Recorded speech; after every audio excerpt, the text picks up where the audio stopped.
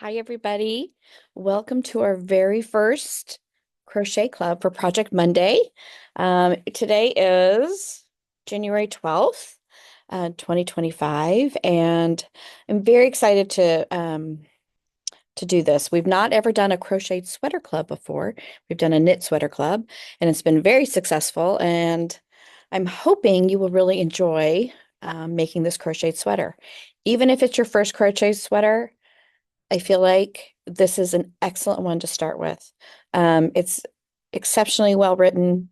There's lots of advice. We're going to do it together. We're going to break it down into small chunks. I know you can do it. So we're going to have a good time.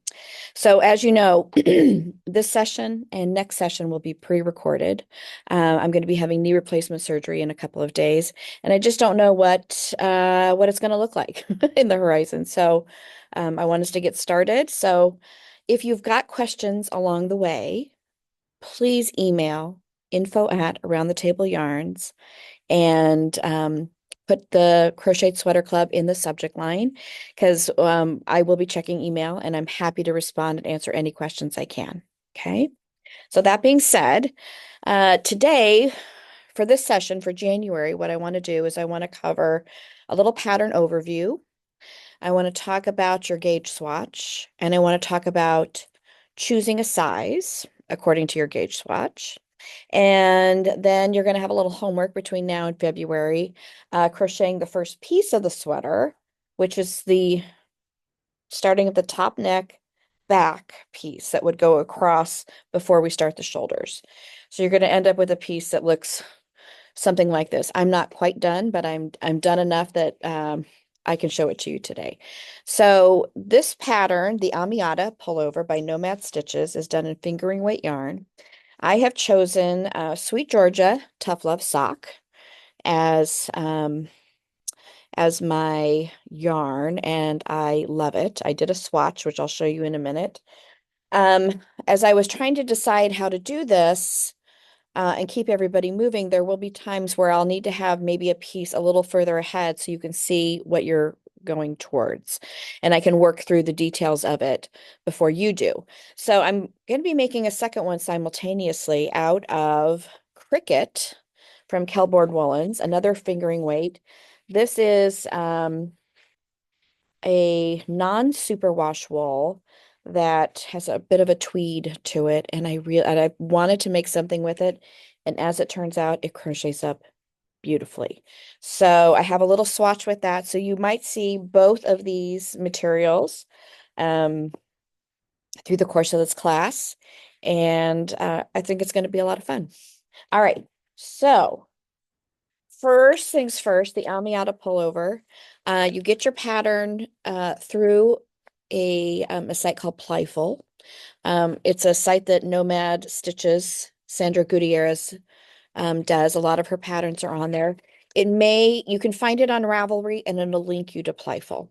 Um, Plyful is a really lovely crochet only pattern site. It's a really lovely community. So if you're a crocheter, you probably already know about Playful. Playful was new to me. I had heard of it, but I'd not really explored it, and I've had a lot of fun with it. So that's where the Amiata can be found. So you need to get your copy. And when you get your copy, the price of patterns has really gone up. And I think designers deserve every penny that they can get.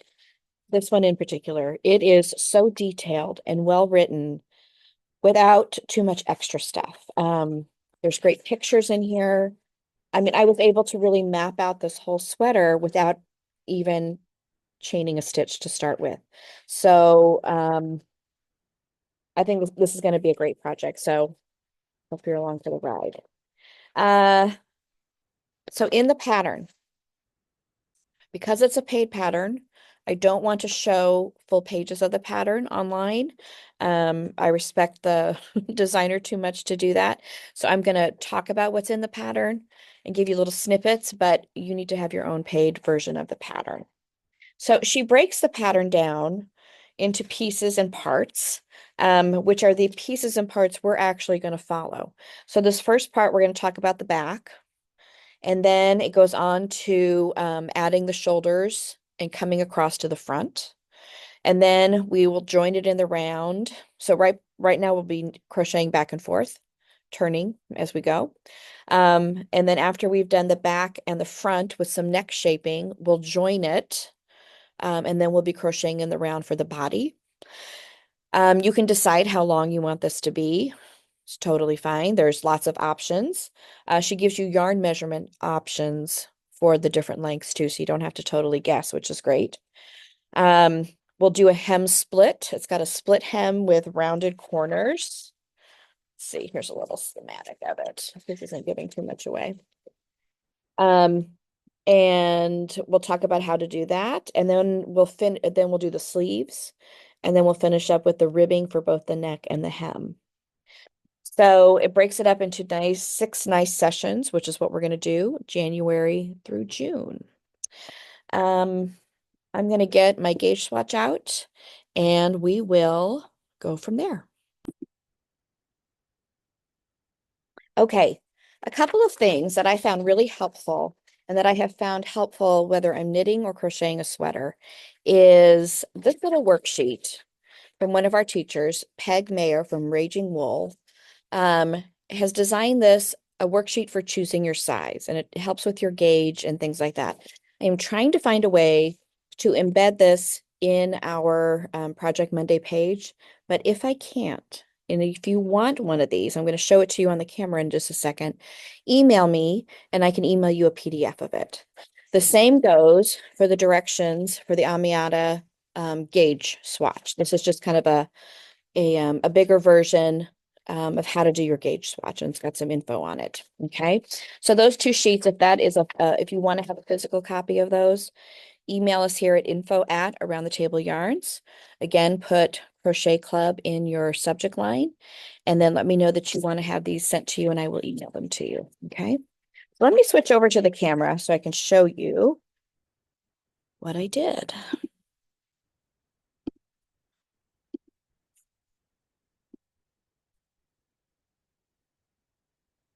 All right, let's zoom out here.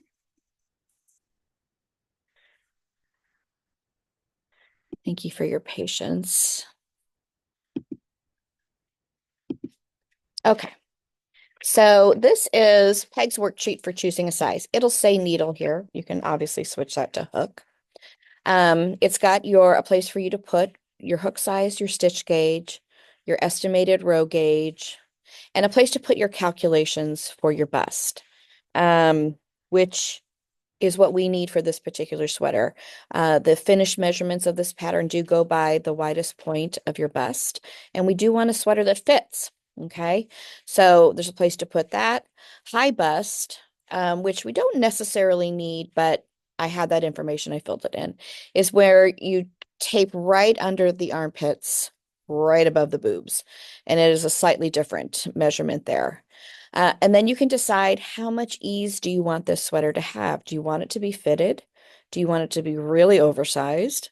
Um, for my particular size, I feel like somewhere between 4 and 6 inches is what looks good without looking sloppy. Um, I think a lot of that depends on your size. I think really boxy and oversized looks great on certain figures. On my particular figure, it just looks like I woke up and I didn't know what to wear. Okay, so I did a little math and I'm going to walk you through this and you can put your desired measurement. Uh, if you get a different stitch gauge than the pattern, we can do the math here and you end up uh, choosing your pattern size. So this is a little piece that I keep with my pattern. It's part of my pattern process to get a really good fit. Okay.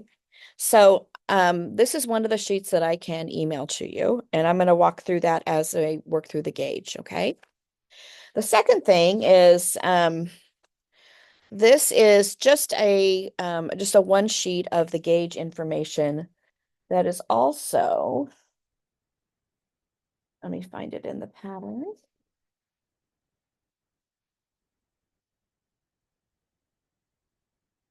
It is also right here in the pattern. Um, this was nice for me because I could put notes on it and getting a good gauge swatch is as important as starting your sweater. So I wanted to have this. So if you want this as another worksheet, go ahead and email me and I can send that to you as well. All right.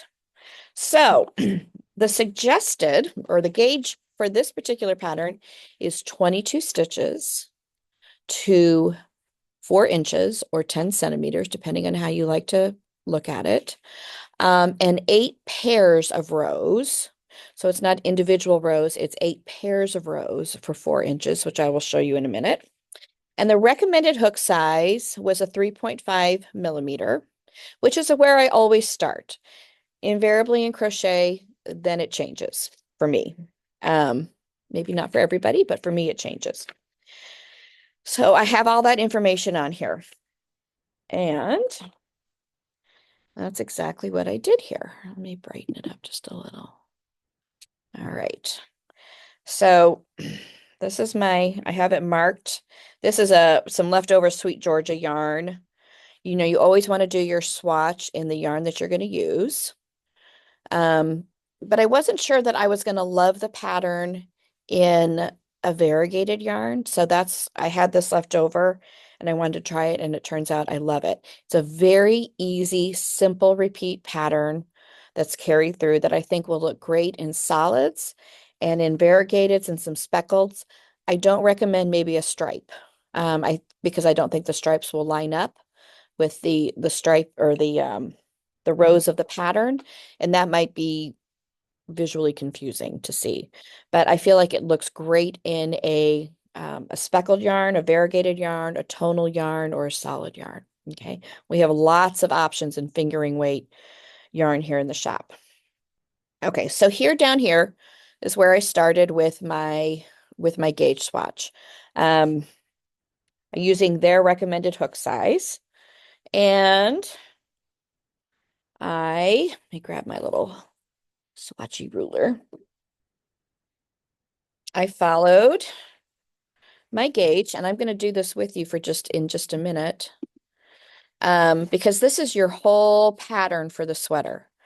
All of the rows are done in this 4-row sequence.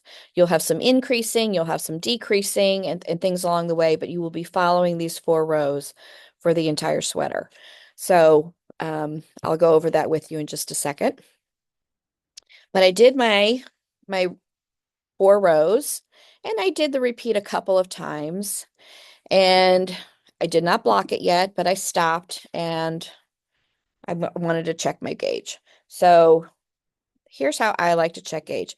We have these little knit check things. You can just use a tape measure as well, but I like this. And I found that measuring the rows where there was just double crochets was easiest for me to see. So this measures a 2-inch block of stitches. So whatever number I get here, I will double to get a 4-inch to see if I'm getting 22. All right. So I line it up right at the edge of a stitch. You can zoom in a little here. And I'm going to count across. So 1, 2, 3, 4, 5, 6, 7, 8, 9.5. So what I am hoping for was in the 2 inches that I would get 11, because when you double 11, you get 22. And I am not getting that. I am getting 9.5. So what I need is I need more stitches in here. I want 11 in here instead of 9.5. So in order to get more stitches in here, they need to be smaller. So I switched, and you can tell where I switched right here. I put a stitch marker on the end so that I could tell when I switched my hook size. And I went, knowing that I was a full stitch and a half away from the recommended gauge, instead of dropping from a 3.5 to a 3, I knew that wasn't going to be enough. If you are half a stitch, maybe. A whole stitch and a half for every 4 stitches, that adds up. So I dropped down to a 275 and did another section of rows, knowing that I might have to then continue on, okay?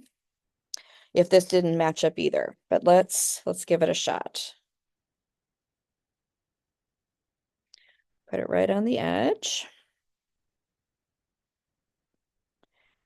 1, 2, 3, 4, 5, 6, 7, 8, 9, 10, 11.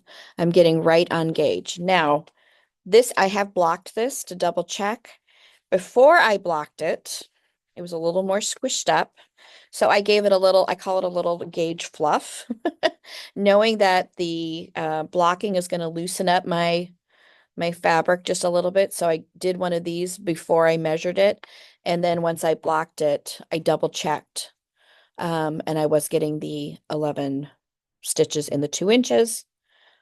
So I was comfortable using a 2.75 hook. So I went back to my worksheet here.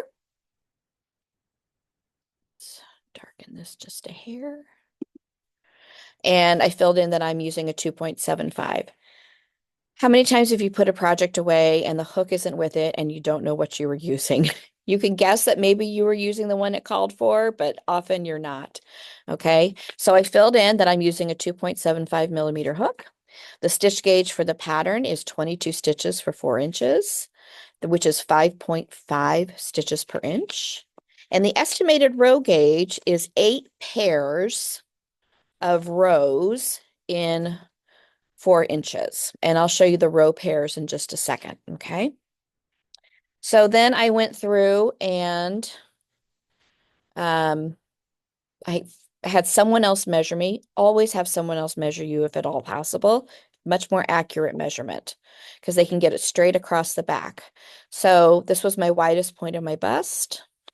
I want to have 4 to 6 inches. So somewhere in the pattern, I'm hoping I can find a size that has a somewhere between a 54 and a 56-inch bust. Okay. So then we come back to our pattern.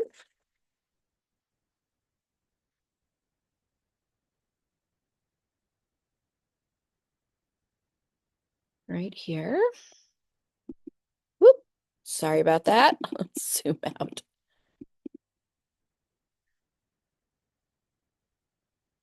There we go. Okay. So I skipped the centimeters. So I found in the pattern, it talks about this is the finished item. I want the finished measurements to be somewhere between 54 and 56. My choices were either a 52 or a 56 1/4. So I went with the 56 1/4. Okay. So that for me is the 1, 2, 3, 4, 5, sixth size, which I went back and I added on my sheet so that I'll know. Okay. And I also have bicep measurements because we are going to be making sleeves. So I will come back to this measurement as long as I was having somebody measure me. I had them take that measurement because when I make my sleeves, I want to make sure they're going to fit my arms as well. Okay. Sometimes the bust size, the size that you pick doesn't match all the parts of your body, and there are ways that we can address that. Okay. So let's look at the pattern and make a gauge swatch.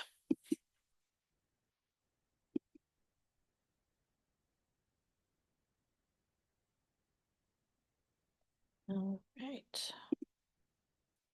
So what I'm going to do is I'm going to use my cricket yarn because I've already cast on and started my project. And I'm going to make a little gauge swatch with you. And I'm also going to show you the pattern repeat at the same time. Okay. So give me a second to set up here. Okay. So I'm going to take you here I'm going to work through this as my gauge swatch. I'm going to do it row by row. You are going to chain any odd number of stitches for this gauge swatch. In the interest of time, um, let's say 13, so we can just get across it fairly quickly. The first row after that is a row of single crochet. So instead of chaining, which you can, instead of chaining, you can also do a foundation single crochet row if you want to. I think she recommends chaining and then working into the back bump of the stitch. So I'm going to do that for the 13 stitches. So let's get back to the camera here.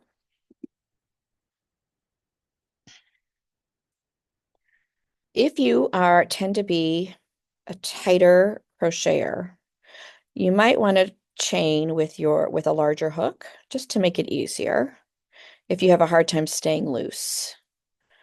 So I'm just chaining a few here, and then let's see, I've got 2, 2, 4, 6, 8, 10. I think that's 10. This is why I like to do a foundation, because you do it all at one time. 2, 4, 6, 8, 10, 11. You know what? We're going to do it over 11. That's perfect. All right. We're going to chain 1, and we're going to do row 1. This is always going to be row 1 of your pattern is a row of single crochet. I'm going to do it into the back bump. Let me zoom in a little. If you've never done this before, it makes a very nice edge when you're chaining. Okay. So instead of going into the second chain away from the hook, I'm going to turn my chain over, and I'm going to look for that little bump on the back side, and that's where I'm going to make my single crochet. It just makes a really nice edge. So there's 1,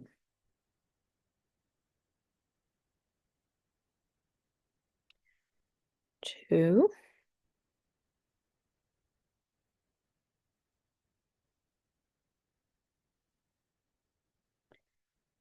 I don't know about you, but the beginning of the project is always so fussy. I like it when you get a little bit of fabric. 3,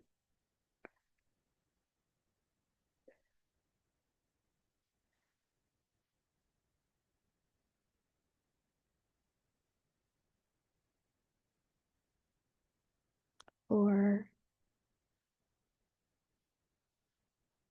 5,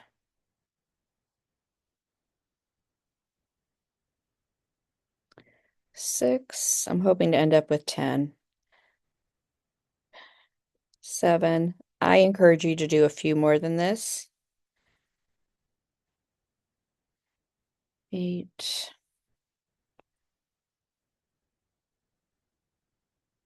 I like to do about 20 stitches across. I think that gives you enough time, enough stitches to really get your tension evened out. 9.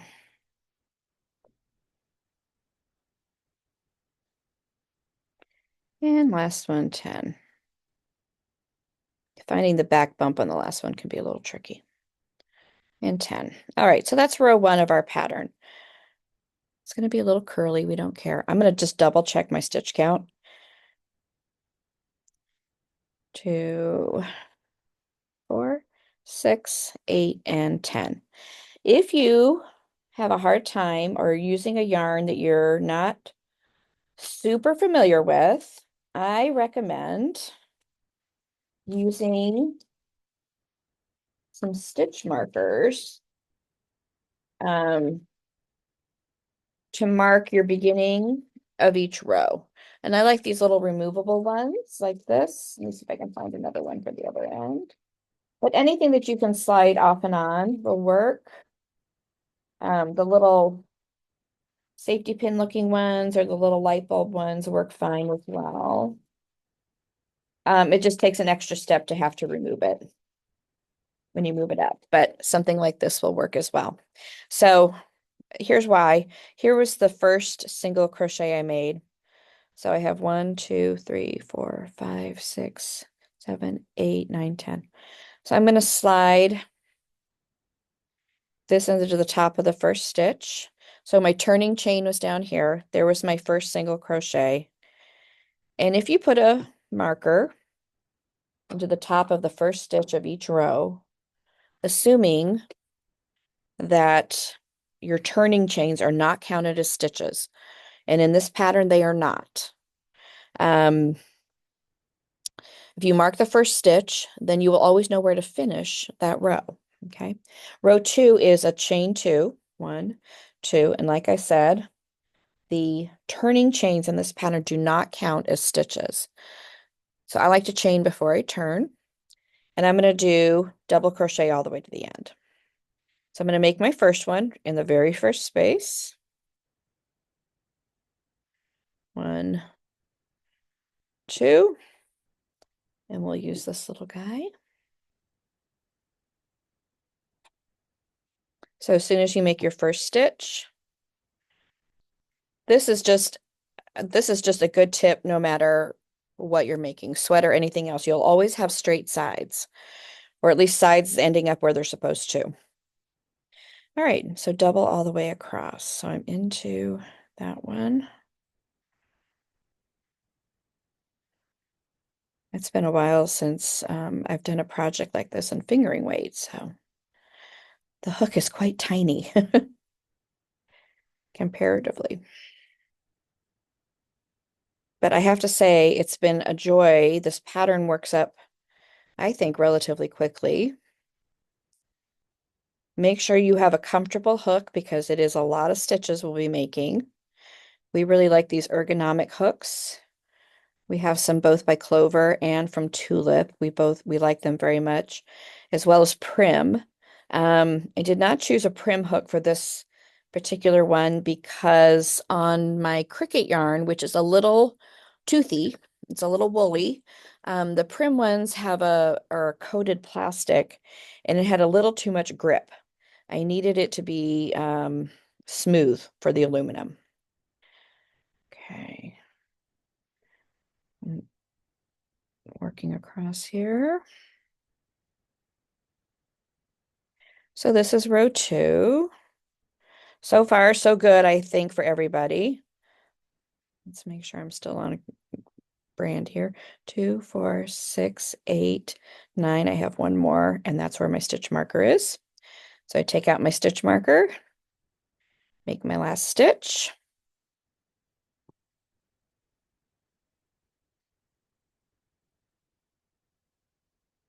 Okay. And row 3 is another row of single crochet, chain 1 and turn. I'm going to make singles all the way down. Make my first one, slide that marker in. So the exciting part of this pattern comes on row 4. It's alternating singles and doubles. Your singles are actually your right side rows, and I will confirm that in just a minute. And the rows that you do doubles on are your wrong side rows. We're going to be doing a cluster stitch. And when you do a cluster stitch, it really pushes the cluster to the opposite side. So by making it on the wrong side row, it pushes the pretty part of the cluster to the right side. All right, so another row of single. Chain 2 and turn. Take that stitch marker out.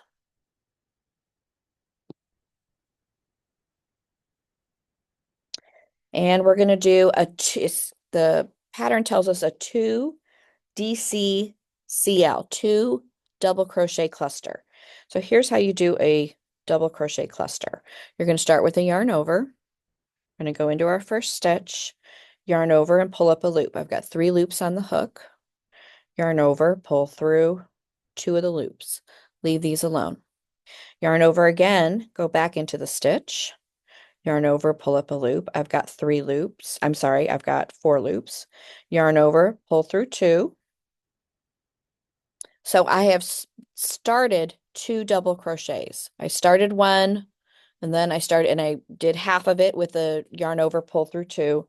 And I started a second one, yarn over, pull through 2. So when I've got 3 loops on my hook, and then I can yarn over and pull through all. So I have 2 double crochets. I have my chain 2 is right here, and then a 2 double crochet cluster. Okay. Now I'm going to chain 1. I'm going to skip a stitch. So I'm going to skip this stitch right here. And now I'm going to make a 3 double crochet cluster in the next stitch. So yarn over, pull up a loop, yarn over, pull through 2. That's the first double. Yarn over, pull up a loop, yarn over, pull through two. That's the second double. Yarn over, pull up a loop, yarn over, pull through two. That's the third double. And you should have four loops on your hook. Yarn over, pull through all four, and chain one. That is a three double crochet cluster. So we're going to repeat that across. Our repeat is three double crochet cluster, chain one, skip a stitch until we get to the very last stitch. So skip a stitch. There's one. There's two. There's three. I've got four loops on the hook. Yarn over, pull through all four, and chain one. We need that chain one to cover the chain one space that we're skipping. We're actually, our stitch count is going to stay exactly the same. These clusters come back down to just one stitch. We don't have three double crochets. We have a cluster. So they start from one stitch, they get wide, and they end with one stitch. Okay, so skip a stitch and three double crochet cluster.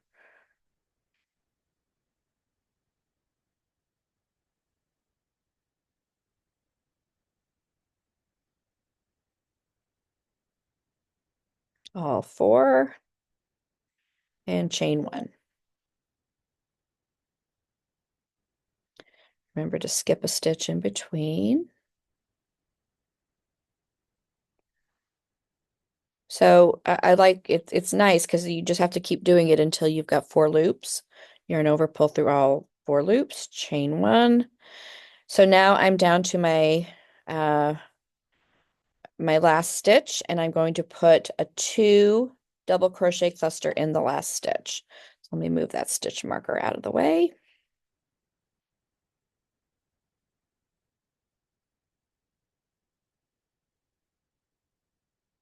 So instead of doing three, we're going to do two. So when I have three loops on the hook, I can yarn over and pull through all of them. Okay, so that's row four. So we started with a single, a row of doubles, a row of single, a row of clusters. That's your 4-row repeat for the whole sweater. Um, Pretty easy, which is really nice because then we can focus on all the shaping and all of those good things. So when you're making a gauge swatch, for time's sake, I just did obviously 11 stitches. I do recommend that you do, I think I probably did like 27 stitches or something like that here. Give yourself enough so that you can really see what the fabric looks like, okay?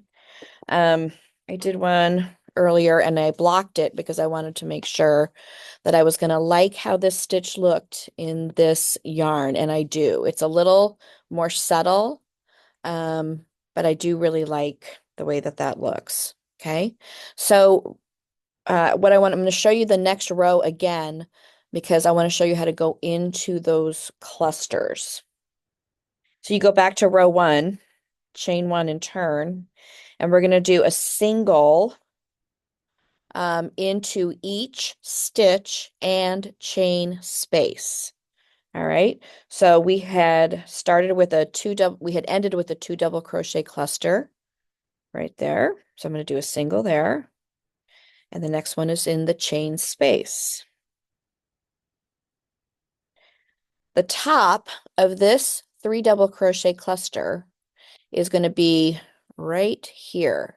Remember, when you are turning your fabric back and forth in rows, the top of the stitch that you're looking at is always slightly to the left of the post of the stitch or the body of the stitch.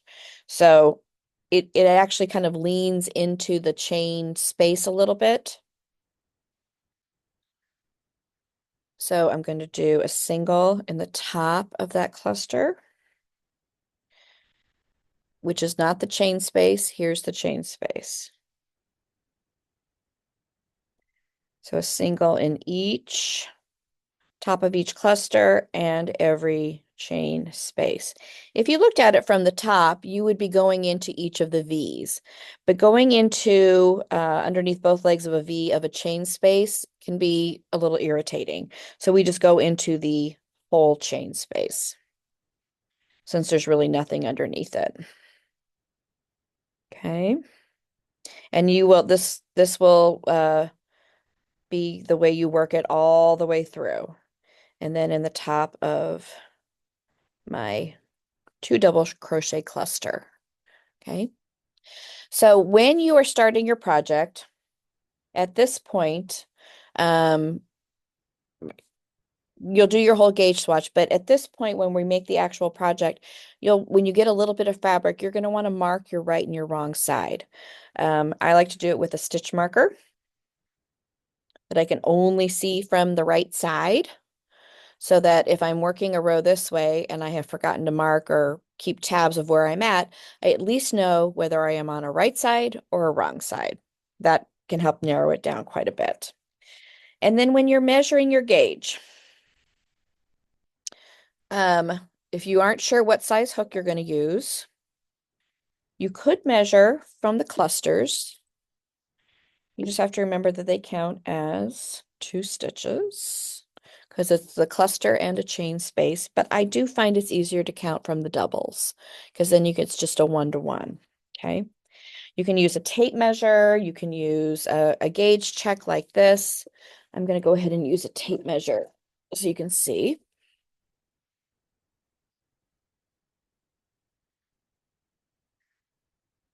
And if you've done a big enough piece, you can measure across, all 4 inches if you want, or you can measure in 1-inch increments if you're going to do it that way. Measure it in a couple of different places to make sure you're getting the same measurement, okay? So I'm just going to measure those double crochet. So I'm going to line up my inch mark. I'm going to give it the little gauge fluff, knowing that it will block a little bit bigger.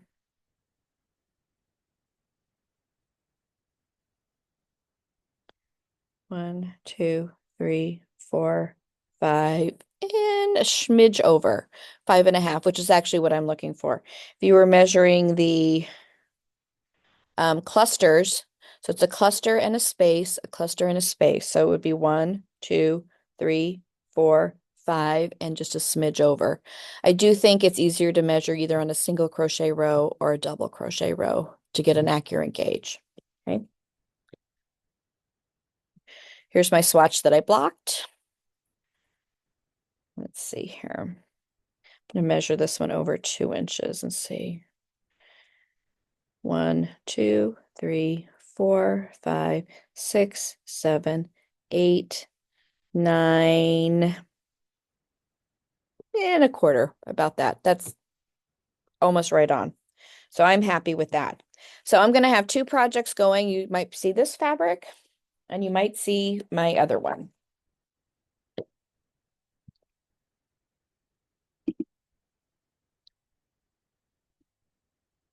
So once you get your gauge swatch and you're happy with your gauge, then you can go on and you can pick your size.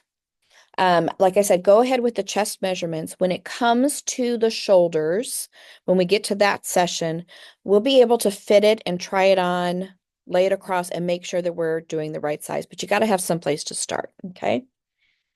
So here's where I started. And like I said, I hang a marker on my right side. So I can only see it from the right side. So I know if I can see that and I'm working a row, that's my right side row. So this is the top of the back. So this will be right up at the neck right here. And I worked my 4-row pattern.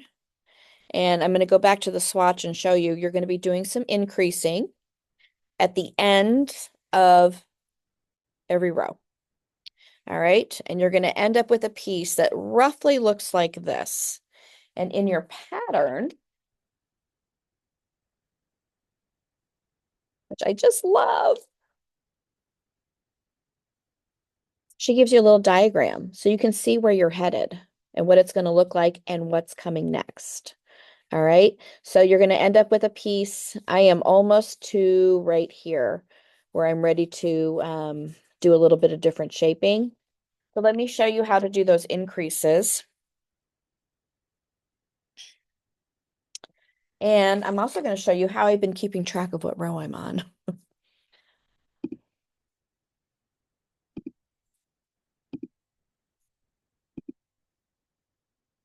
Okay.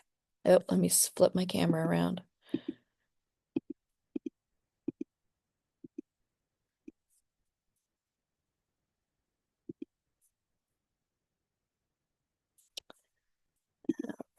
Come on. There we go. Okay. Boy, it looks really blue when the light's really bright like that. Okay, so here's how I've been.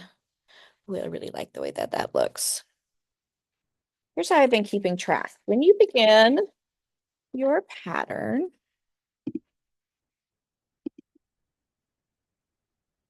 I like to go through and I go through and I circle my size in every part of it. You can go and just do it through the back part first, and do it section by section, but I go through and circle so that I'm sure that I'm not having to hunt and choose the wrong number. They're color coded, which is nice. That's a really nice a nice tip that she gave us.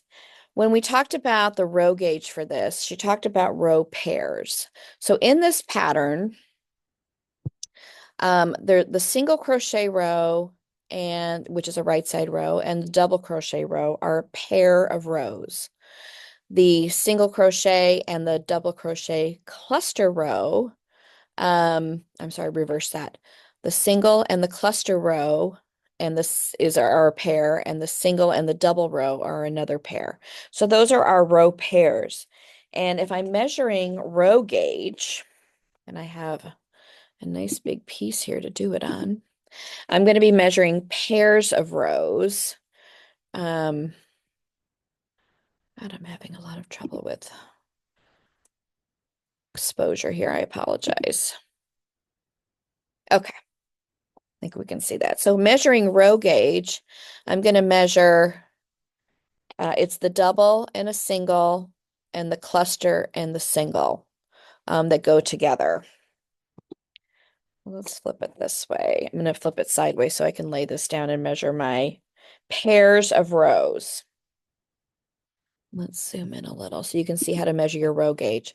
It's so much easier to adjust row gauge than stitch gauge. So you want to get your stitch gauge first, because you can always shorten or lengthen things with rows as opposed to um, adjusting your stitches. It's just a lot easier. So I always go for stitch gauge first, and then I check the row gauge and I see how I'm doing on row gauge. And then in the back of my mind, I'm going to know my rows are a little longer. Maybe your stitches stand up a little taller, maybe they stand up a little shorter. So we might have to adjust length as we go along, which is easy to do.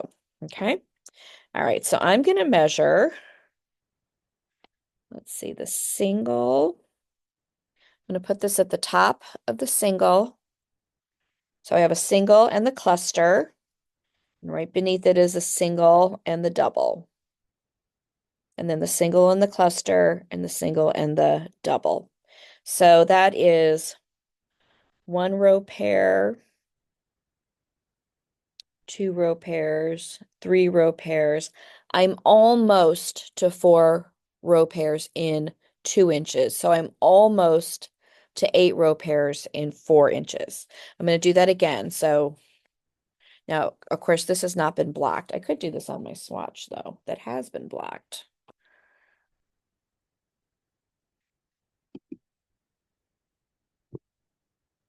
As a little easier test of my gauge. Okay. So my single and my cluster and my single and my double. Single and my cluster, single and my double. So that is 1, 2, 3, That's a one row pair, two row pairs, three row pairs. I am almost to four row pairs there. Like it's like half of a row off. So, and by that I mean a little bit short. So I might have to add a little bit of length to things as I go along, which I just need to know that. We'll be able to try on the pieces as we go, so we'll be able to fit things as we do that. But I might find myself having to add an extra row or do another row pair to get the size to get it fitting the way that I want to. Where that will be most important is the length and in our sleeves. I think it's going to work out fine for the shoulders. Um, but if we have if it's a little bit off, we can always add, and a little trick that I have figured out, since this is a four row repeat, if we needed to add a little bit extra, instead of a single, without changing our pattern, instead of a single, we could do a half double crochet to add a little bit extra row height. If I just needed to add a little bit extra, not through the whole thing, but if I'm getting down to making something fit and I just need a little bit more and I don't want to go through the whole sequence again because I need to end with a certain row, maybe those single rows I could turn into half double rows and make it just a little bit bigger without really changing the overall look. So if that comes up, that's something that we can address. And I think that will work just fine. Ooh, that's so pretty. Okay, so let's go back and let me tell you what you're going to do. I was going to show you the increases. All right. So, and how I was keeping track. So, got sidetracked here. I marked off, here's my four row repeat. You're going to choose your side. She tells you size, your turning chain does not count as a stitch throughout. She likes to work in the back bumps of the chains for a neater finish, which I did. And let me show you what that looks like. It just gives you a really smooth edge when you work into the back bumps. Okay. And then you have two setup rows that you're going to do. And then you have these are your repeats. So you'll work through here, rows 3 through 6 are two row pairs and establish the pattern. She gives you some notes, all the right side rows. In all the right side rows, make sure that you're working into each stitch and chain space, which I talked about. When they refer to row pairs, we're talking about a combination of a right side and a wrong side row together. We're going to repeat these previous 4 rows, working in pattern, increasing 1 stitch at the end of right side rows and 2 stitches at the end of wrong side rows. For total number of row pairs. So I have to do, after I do this, 13 more row pairs. So I made myself a little list, 3, 4, 5, 6, because that's what the rows are numbered, and how many stitches I should have at the end of each one. And I checked it off as I went. Okay. So that's how I'm keeping track. So I know that I am ready to do a row 5. And a row 5 is a single crochet row. And that should be on the right side of the fabric. Just another way to check. So let me get back in here. So I'm going to chain 1 and turn. And sure enough, I can see my marker so that I know I'm on a right side. So you're going to do an increase on these rows. You're going to put 2 singles in the very first stitch. All of your increasing happen in the very first stitch. 1, 2, and then single crochet all the way across the row. I'm going to do that and we'll be right back.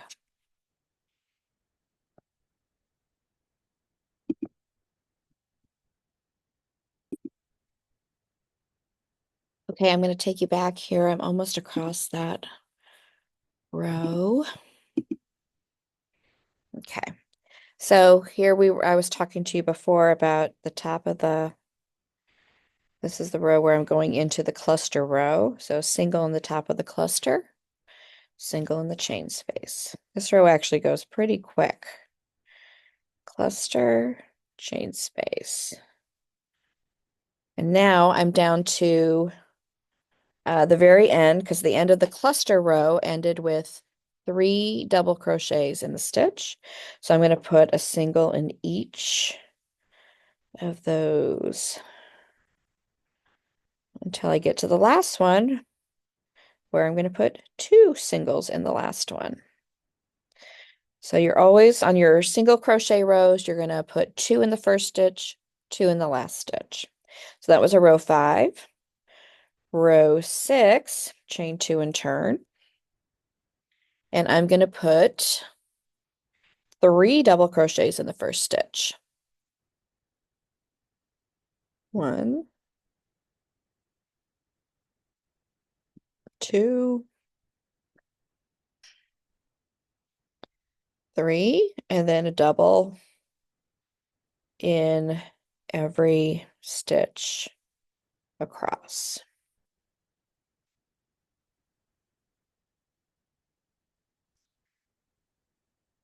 And you'll do that all the way across the rows. So this is the beginning of our Amiata pullover. So between now and February class, which I think will also be pre-recorded. I don't know exactly for sure yet.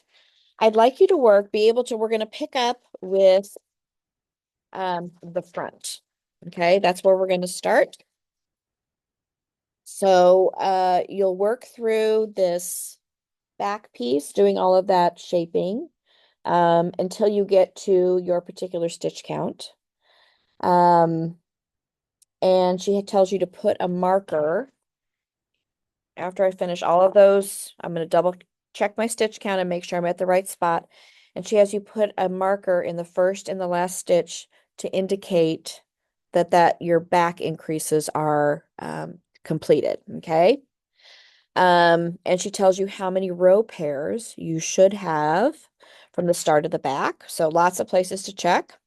So now you're going to work just straight in pattern, no increasing for in my particular size, another 7 row pairs. So another 14 rows, ending with a wrong side row.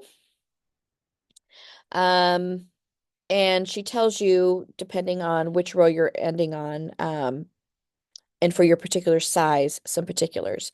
So you'll end up fastening off and cutting your yarn for some sizes. And for some sizes, you're going to continue with some armhole shaping.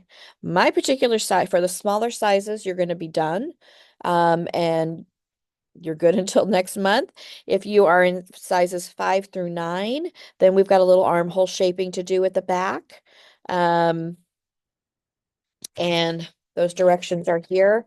And again, we're going to be doing our same row pairs, just like we've been doing the same stitch pattern for depending on your size, a certain number of rows. And when you're done, everybody should have a shape that looks like this. And then we'll be ready to start the front. Okay. So I encourage you to look through the pattern so you can see how the construction is going to happen. Because it's a paid pattern, I don't want to show the entire pattern here on the video. I respect the designer too much. But look through so you can see what's going to happen, how we're going to get there, and we're just going to take it step by step. I hope this was informative and helpful in getting started. Please, please, please email if you've got any questions, and I will get back to you just as soon as I can. And I'm going to keep working on it, and I will see you next month. Thanks, everybody. Bye.